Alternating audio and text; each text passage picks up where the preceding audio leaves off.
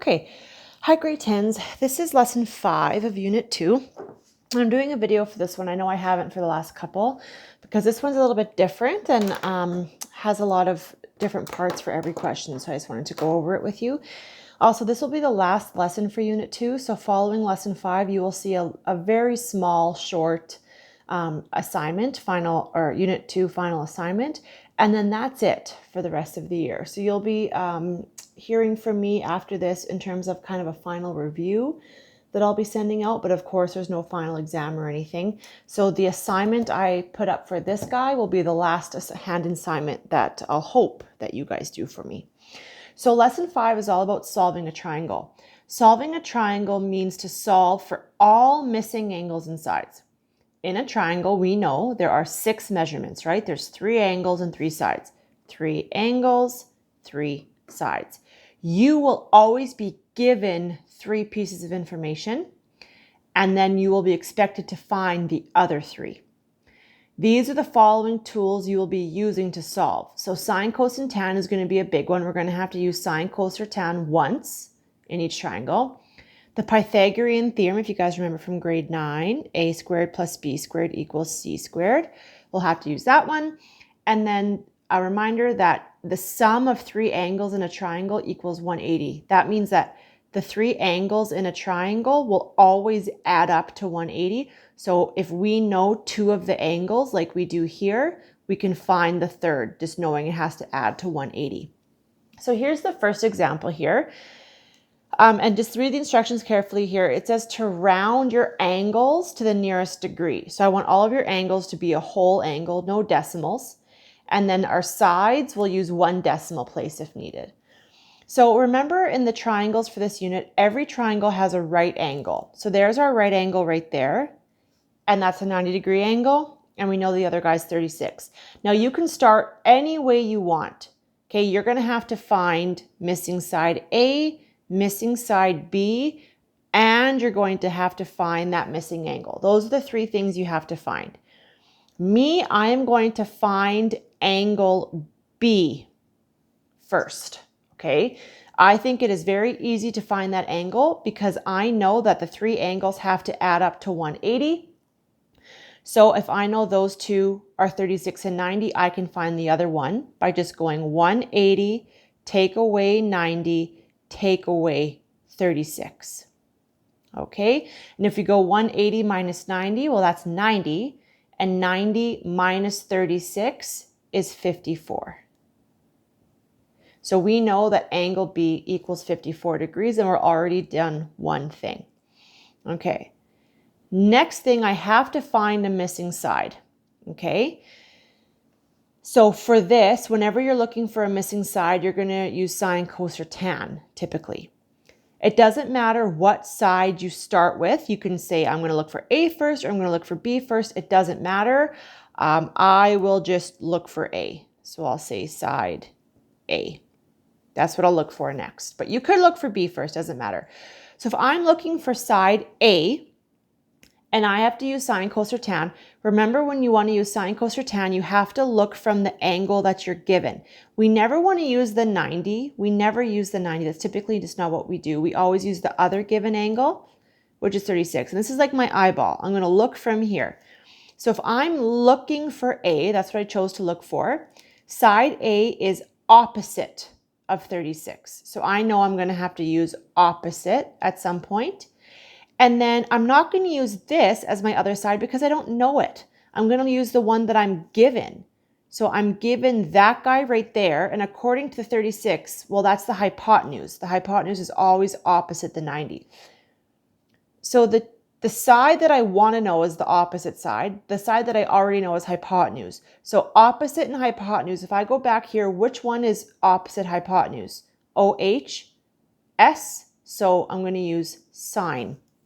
So we set it up as sine as the angle you're given equals, and it's opposite first. So my opposite side of 36 is the A, what I'm looking for, divided by the hypotenuse, which is 10. Okay, so in this case, I have to solve for A. So I'm just going to multiply both sides by 10 so that those cancel. So now I take sine of 36. So on my calculator, I can just go sine of 36 equals, but then I have to multiply that by 10 now. And I get 5.8778. I'm going to round that to 5.9. So 5.9 is my length for A. So I'm just going to kind of circle my final answers here. So there, 5.9. So you can even write that in if you want. That's 5.9. We found our angle is 54 here. Okay. So finally, my third and final piece that I'm looking for that I haven't found yet is side B. Okay, now listen carefully. To find side B, you actually have two options. Okay, to find B, we can use another sine, cos, or tan. So I can use my angle of 36 and I can use my hypotenuse, which was 10. And then now I'm looking for the adjacent side. Okay, so 36 degrees is right here. My adjacent side is what I'm looking for. The hypotenuse is what I'm given. So adjacent hypotenuse, AH, that would be cos. So you could set up cos. Or if you don't like using sine, cos, or tan, you could actually use the Pythagorean theorem here. Because in this triangle, it's a right triangle. And we know two of the side lengths because we calculated this to be 5.9, right? So we know two of the sides. We could do a squared plus b squared equals c squared. So it doesn't matter, whatever you like to do. I'll use the Pythagorean theorem here. So I'm just going to write this. You could use the cos, or you could use a squared plus b squared equals c squared. It's totally up to you. I'm going to use the Pythagorean theorem just as a reminder of how we do that. So remember, it's a squared plus b squared equals c squared. And the c squared spot, the number you put here, is always the hypotenuse number, okay? We're looking for b, and we know that a is 5.9. So I'm going to go 5.9 squared plus b squared equals my hypotenuse, which is 10 squared. So I'm going to figure out what is 5.9 squared, and it's 34.81. B squared I leave, and then 10 squared, or 10 times 10 is 100. Now, in order to get B all by itself, I have to minus 34.81 to both sides. So I'm going to go 100 minus 34.81. And on my right-hand side, I get 65.19. I got that from just subtracting those. Those cancel to 0, and then I go B squared. Now my final step is to square root, because I want to get what is B equal to. So square root of 65.19, 8.1. And there we go. And you would have gotten the same answer had you just used cos, okay? This actually looks quite long compared to this, so sometimes using the sine, cos, or tan ratios are quicker. So if you like that, go for it. Okay, so now that we know the drill, we're going to go a little bit faster here. So for B, in this one, it's different because you're given two sides right away and you only know one angle. So you have to find this angle and this angle and then only one side. I'm just going to label this triangle so we have some letters to work with. So here you have a couple of options. You can't really use the 180 rule with the three angles because you only know one of them. So that's not going to work. So you can always start by using sine, cos, or tan. It just depends what you want to find. Or you can use the Pythagorean theorem because you know two of the sides. So there's lots of different options here. I'm going to go ahead. I'm going to find angle X. Again, there's so many ways to start, so I'm just kind of just picking one. So angle X, if I'm looking for angle X, that's like my eyeball.